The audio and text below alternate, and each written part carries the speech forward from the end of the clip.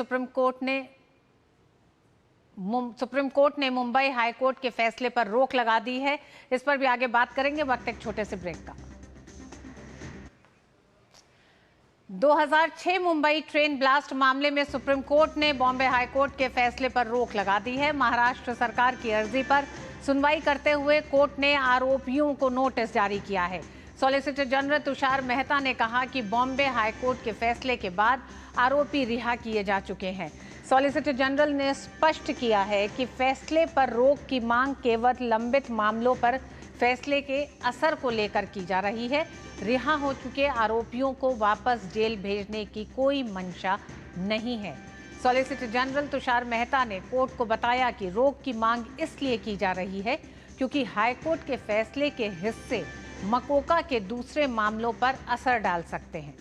दरअसल महाराष्ट्र सरकार ने मामले में सभी 12 आरोपियों को रिहा करने के बॉम्बे हाईकोर्ट के फैसले को सुप्रीम कोर्ट में चुनौती दी है। इससे पहले महाराष्ट्र की निचली अदालत ने 12 आरोपियों को मामले में दोषी ठहराया था, जिसे बाद में बॉम्बे हाईकोर्ट ने पलट दिया और सभी आरोपियों को रिहा करने का फैसला दिया। गौरतलब है कि 2006 में मुंबई ट्रेन में सीरियल धमाके में सैकड़ों लोगों की जान चली गई थी और 800 के करीब लोग घायल हुए थे। इस पूरे मामले पर विकास सारथी हमारे साथ जुड़ गए हैं। विकास, सबसे पहला सवाल तो सुप्रीम कोर्ट ने क्या इसको आंशिक रोक कहेंगे? बिल्कुल, देखिए सुप्रीम कोर्ट की इस रोक को आप अंतरिम रोक कह सकते हैं इसके अमल पर, क्योंकि अब सुप्रीम कोर्ट इसकी जो भी इसमें दलीलें रखी गई हैं सेंटर की तरफ से अपनी याचिका में अपील में कि किन किन हिस्सों पर उनको आपत्ति है हाईकोर्ट के फैसले में, उन सभी को देखेगा और उनको अगर सही पाया, उन आपत्तियों को सही पाया तो उन हिस्सों को हटाया जा सकता है। दूसरी बात, यहाँ पर सॉलिसिटर जनरल तुषार मेहता ने साफ किया कि वो आज की जो सुनवाई है उसमें सिर्फ और सिर्फ इसलिए रोक लगाने की मांग कर रहे हैं सुप्रीम कोर्ट से क्योंकि वो उनको इस बात का भय है कि मकोका के मामलों में इसी फैसले की नजीर दे करके निचली अदालतें या हाईकोर्ट कुछ फैसले दे सकती हैं जिसको कि रोका जाना चाहिए, क्योंकि यहाँ पर एक बड़ा ऑब्जर्वेशन बॉम्बे हाईकोर्ट का मकोका के तहत एक सैंक्शन लेने की जो प्रक्रिया होती है उस पर एक बड़ा सवाल बॉम्बे हाईकोर्ट ने अपने फैसले में खड़ा कर दिया है। और कहीं ना कहीं केंद्र को लगता है, महाराष्ट्र सरकार को लगता है कि इससे आने वाले दिनों में मकोका के जो और मामले हैं उन पर भी असर पड़ जाएगा। तो ये जो 12 लोग रिहा किए जा चुके हैं, जैसा कि सॉलिसिटर जनरल ने कोर्ट को बताया, इनको वापस जेल भेजने या इनको सरेंडर करने का निर्देश देने का भी कोई सवाल यहां पर अभी खड़ा नहीं हुआ है।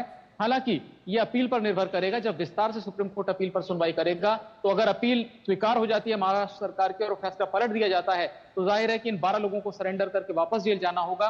और अगर बॉम्बे हाईकोर्ट के फैसले पर सुप्रीम कोर्ट की भी मोहर लगती है तो यही व्यवस्था रहेगी, यानी वो लोग जेल से बाहर रहेंगे। तो मेरिट्स पर बहस आने वाले दिनों में होगी, लेकिन फिलहाल एक चीज स्पष्ट है कि सुप्रीम कोर्ट के इस रोक के बाद मकोका के जो अन्य मामले लंबित हैं देश के अलग अलग अदालतों में या बॉम्बे हाईकोर्ट में भी, वो इस पर्टिकुलर जजमेंट से इन्फ्लुएंस नहीं होंगे, इसके आधार पर कोई फैसला या आदेश जारी नहीं करेंगे। जी विकास, ये भी जानना चाहेंगे, मकोका का हवाला दिया जा रहा है तो मकोका के उन मामलों पे किस तरह का बड़ा असर हो सकता है इस फैसले से? सुप्रीम कोर्ट ने अंतरिम रोक लगा दी है, लेकिन हाईकोर्ट के फैसले के बाद क्या दूरगामी असर दिखाई देते हैं जिसकी आशंका जताई है तुषार मेहता ने?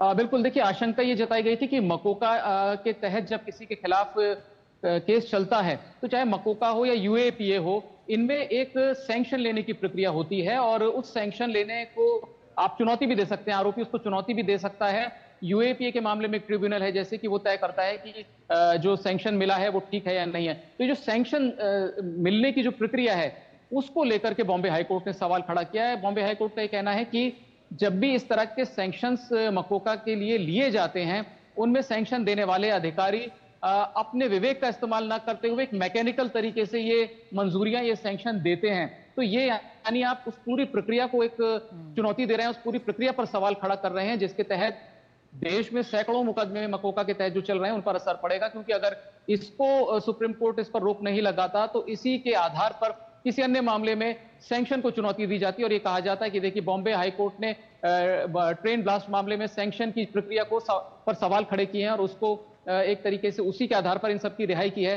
तो ये एक बड़ा दूरगामी असर होता बाकी सभी मामलों पर। इसी के चलते सुप्रीम कोर्ट पहली ही तारीख पर इस फैसले पर रोक लगाने के लिए तैयार हो गया।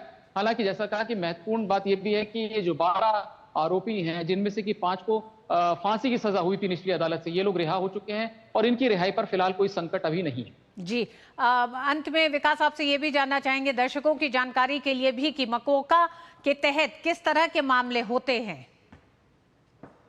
देखिए, मकोका में ये जो कानून लाया गया था, तो ये जो ऑर्गेनाइज्ड क्राइम है उसके तहत जो ये जो गैंग्स काम करते हैं, ये संगठित गिरोह काम करता है, इनको पकड़ने के लिए लाया गया था। यानी इस संगठित गिरोह का कोई व्यक्ति किसी पर्टिकुलर क्राइम में पाया जाता है, उसकी एक्टिविटी पाई जाती है, तो ये पूरा उस गैंग के जितने भी सदस्य हैं वो सभी उनको सभी को आरोपों का सामना करना पड़ेगा अगर वो एक कॉमन इंटेंट के साथ एक क्रिमिनल कॉन्स्पिरेसी में शामिल रहे थे।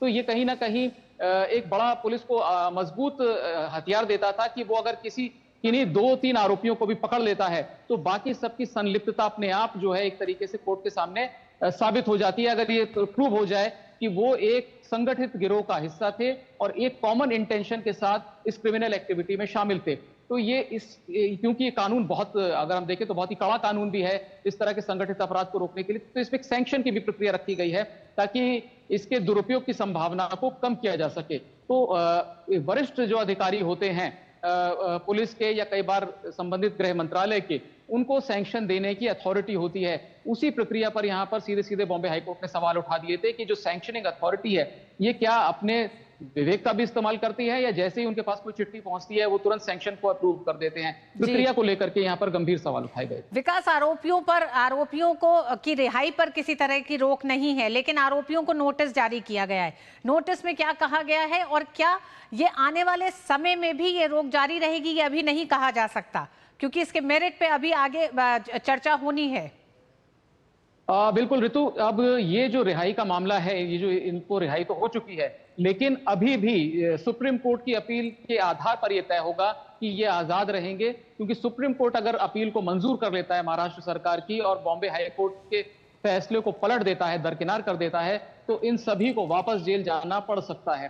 तो इनके ऊपर जो तलवार है उम्र कैद की और फांसी की सजा की, वो अभी पूरी तरह से नहीं हटी है। कुछ देर के लिए, जब तक कि सुप्रीम कोर्ट इस अपील पर फैसला नहीं ले लेता, तब तक इनको ये जो राहत मिल गई थी बॉम्बे हाई कोर्ट से, ये बरकरार रहेगी। जहां तक नोटिस की बात है तो पिटिशन की कॉपी सर्व की जाती है या रेस्पोंडेंट्स को, यानी यहाँ पर जो आरोपी हैं उन पक्षकारों को ये पिटिशंस की कॉपी मिलेगी। उस पर वो अपना जवाब देंगे कि आखिर बॉम्बे हाई कोर्ट के फैसले में उनके हिसाब से कोई खामी क्यों नहीं है, क्योंकि सीधे सीधे महाराष्ट्र सरकार का ये कहना है कि कुछ बिंदुओं पर तो उसे स्पष्ट तौर पर खामी है। हालांकि इनको जो एक्विट किया है उस पर भी आगे आने वाले दिनों में बहस होगी, उसकी मेरिट्स पर बहस होगी।